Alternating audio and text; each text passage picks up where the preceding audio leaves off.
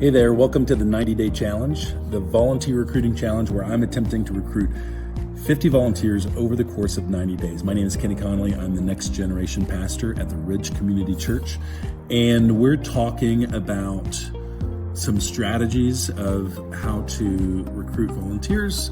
We're getting close to the end. I wanted to expand on something that I talked about yesterday. Yesterday I talked about the volunteer room for kids of volunteers who are here for multiple services.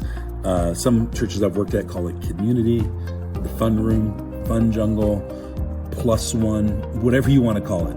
But it's creating an intentional space for kids who are here for multiple services, honoring those kids with a fun space to be because their parents get to serve, honoring those parents. Hey, we're going to take really great care of your kids because you're going to be here for 2 services or more. And so that's a great way to remove all the barriers.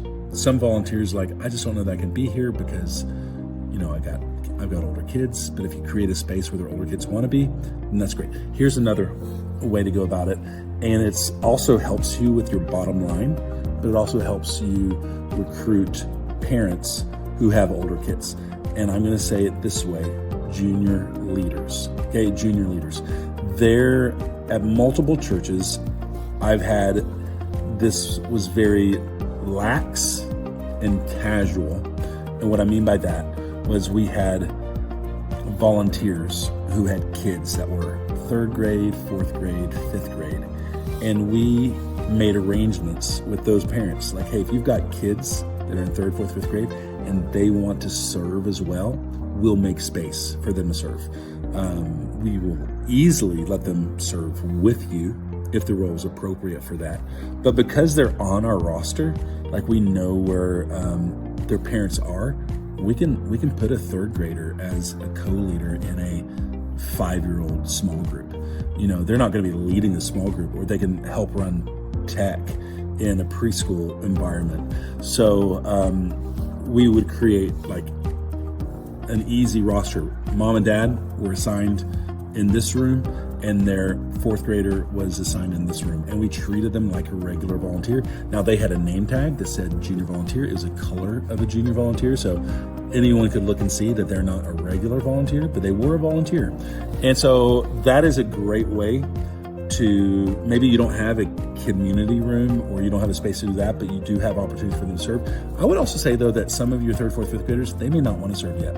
They don't want to do that yet, so I wouldn't necessarily force them to do that, but it might be another opportunity. I would also say if you build out a room like community or the fun jungle or whatever you call it, and your kids start going to it, you got volunteer kids who come to it in kindergarten, 1st grade, 2nd grade, 3rd grade, they may be ready. As fun as the room is, they may be ready for something more. So some of them may be ready to graduate into serving to junior leadership. And so it's another answer to the question of what are the barriers that might keep a parent from serving every week? So junior leadership. It also is just a great opportunity. You might have parents who don't serve, but you have kids who want to take a step towards serving. And so they might be willing to become a junior leader. So they still have to attend a regular service, and then they can serve as a junior leader for another service. And I love junior leaders, 3rd, 4th, and 5th graders. I typically it's a higher end of elementary. Typically 4th and 5th grade, you might make the exception for some 3rd graders, and giving them an opportunity to serve in areas where there's a lot of supervision, where there's a lot of area for them to make a mistake and it's not a critical error, and they're able to serve in meaningful ways. Sometimes through your junior leader program, you will recruit the parents as well. The junior leader will come to an orientation and they have to bring a parent with them. As you talk through all the details, the parent ends up signing up to serve as well. Bottom line, it might help you get another parent, but also that junior leader could be a great volunteer. They could be a great volunteer in the moment. It maybe gives one of your preschool groups, instead of having 2 leaders, now they have 3. Now it might be a 4th grader, but it's still another person that's going to play with the kids while you're getting something ready or while you're checking kids in. So junior leaders all the way. I count junior leaders in my volunteer numbers.